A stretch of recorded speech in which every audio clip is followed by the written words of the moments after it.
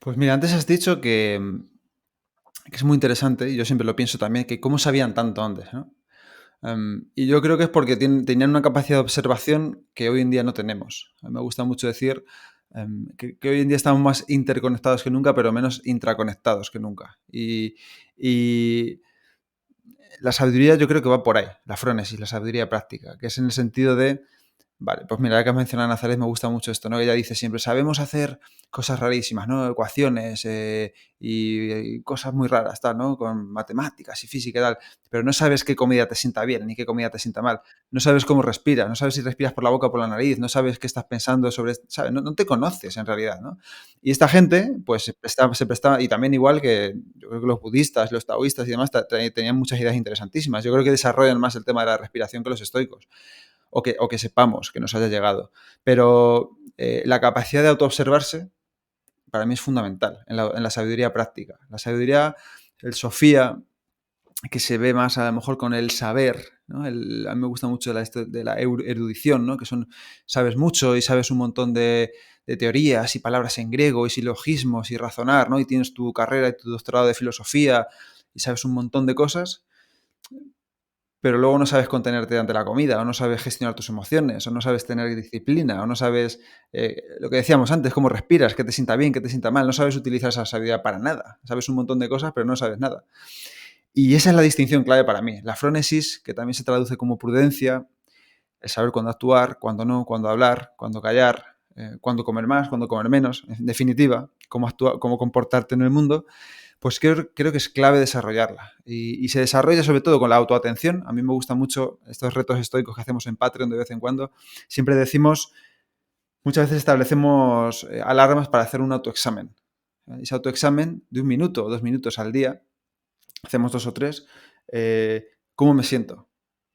¿Vale? Tengo tensión, estoy apretando la mandíbula, estoy nervioso, estoy irritado, estoy intranquilo, estoy demasiado preocupado por algo. ¿Qué pasa? Y te observas, te examinas un poco y ahí en base pues puedes empezar, pues ¿qué ha pasado esta mañana para que yo esté así? ¿Por qué me estoy encontrando así ahora mismo? ¿Por qué estoy tan ansioso? ¿Qué me han dicho? ¿Vale? ¿Cómo estoy reaccionando? ¿Cómo lo estoy gestionando? ¿Qué diría un estoico? ¿Cómo puedo tranquilizarme? Te autoobservas, ¿no? Entonces, cuando llega por la noche, revisas, decía Séneca, y lo hacía Cicerón, lo hacía otros filósofos, Marco Aurelio, Epicteto, Pitágoras. Revisa tu día, revisa tus acciones, y revisa qué has hecho bien, qué has hecho mal, en qué te has equivocado. Te has pasado comiendo, le has contestado mal a tu hijo, le has dado una voz, no has sabido gestionarte. Tienes un estrés y una ansiedad enorme, ¿por qué? Entonces revisa qué has hecho bien, qué has hecho mal, qué puedes hacer mejor mañana, te has comportado conforme a tus valores, qué has hecho, ¿no? Un poco algo que no hacemos nunca, que es revisarnos, ¿no? Cuando muchas veces miramos el coche y le revisamos toda la máquina, cambiamos el aceite y tal, y nosotros no nos prestamos ni la más mínima atención. También es verdad que no nos enseña nadie, ¿eh? Nosotros vamos tirando, y de repente un día la maquinaria dice que pares y dices, ¿pero qué ha pasado? Y ahí ya te empiezas a plantear cosas, ¿no? Mucha gente, seguro que lo has leído y lo has visto en muchos sitios, renace de crisis fuertes, ¿no? De enfermedades fuertes, de verse en el hospital a punto de morir, y entonces dice, ostras, ¿tú qué vida llevaba hasta ahora?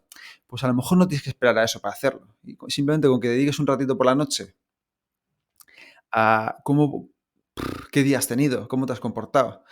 Me gusta mucho la frase de Séneca, creo que lo dice en la primera o la segunda carta. La segunda carta dice, cada día aprende algo. Cada día coge un arma, él dice, contra la pobreza, contra la muerte. Llévate algo a la cama cada día, ¿vale? Has aprendido algo nuevo. ¿Para qué te puede servir eso? ¿Cómo puedes emplearlo para que tu vida sea mejor? Pues lo que decías tú, vale, pues hoy he aprendido la respiración buteico. ¿Cómo la puedo aplicar? ¿En qué momentos? ¿Vale? ¿Que lo he hecho bien? ¿Lo he hecho mal? ¿En qué me he equivocado? ¿He meditado hoy? Sí, no, ¿por qué? ¿Me he organizado mal? ¿He mirado el móvil? Simplemente un repaso. Entonces vas incorporando a tu día a día ese saber que vas acumulando y esa puesta en práctica y esa revisión del acierto y el error, y poco a poco vas viendo patrones, ¿vale? Y vas empezando a ver patrones, hostia, pues en esto me equivoco siempre, pues esto siempre lo hago mal, pues esto, ¿por qué? ¿Cómo lo puedo cambiar? Y así es como para mí se va desarrollando la sabiduría práctica y la prudencia. En esta mesa estábamos aquí, nos hemos puesto a hablar de política y enseguida he saltado y le he dicho tal, tal, tal. ¿Por qué? ¿Por qué te sienta tan mal? ¿Qué puedes hacer mejor? ¿No? ¿Cómo puedes gestionar esa emoción mejor en el momento?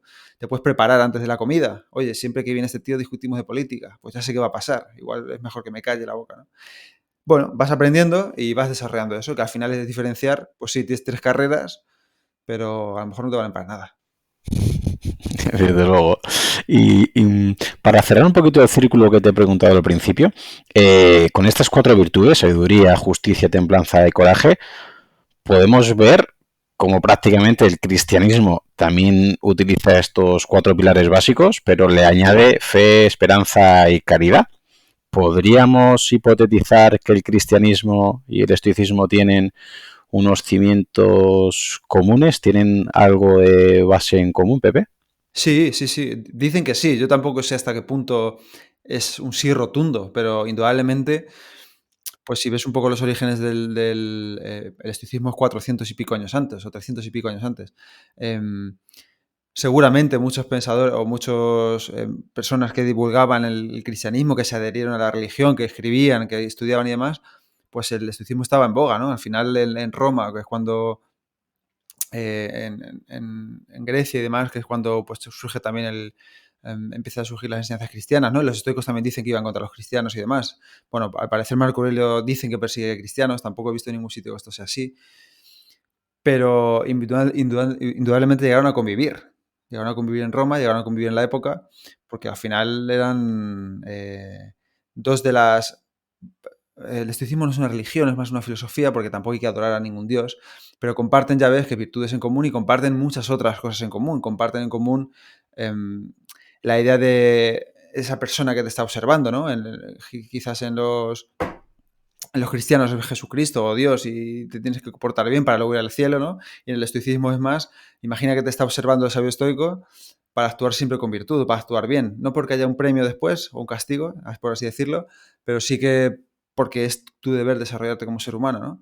La idea de pensar en la muerte también, la idea de perdonar a los demás, de ser compasivo, de perdonar al prójimo sus errores, de no juzgar, ¿no? Tienen muchas ideas en común y las virtudes sin duda son unas de ellas. ¿Eh? Que 7 virtudes, 4 sean de los estoicos, pues hombre, tiene mucho sentido que se influyeran la una en la otra, pero luego los estoicos también lo cogen, en parte se dice del budismo o de la zona oriental. ¿Eh? Al parecer, Alejandro Magno se llevó un equipo de filósofos a la India cuando fue la conquista y a muchos de ellos, entre ellos Pirrón de Elis, que era el que decía antes, el escéptico, se cree que le encantó la filosofía, las ideas. De hecho, dicen que algunos aprendieron incluso sánscrito y hubo un intercambio cultural ahí interesantísimo, ¿no? Y luego, pues al volver, pues se trajeron ideas y al final yo estoy ahora leyendo algunas cositas, muy poco, de taoísmo, de Confucio, y ya he visto en un montón de filósofos la idea de que el imperio más difícil de gobernar es el de uno mismo. Y que en diferentes épocas, en diferentes sitios lo digan todos, es como, igual aquí hay algo de verdad, ¿no?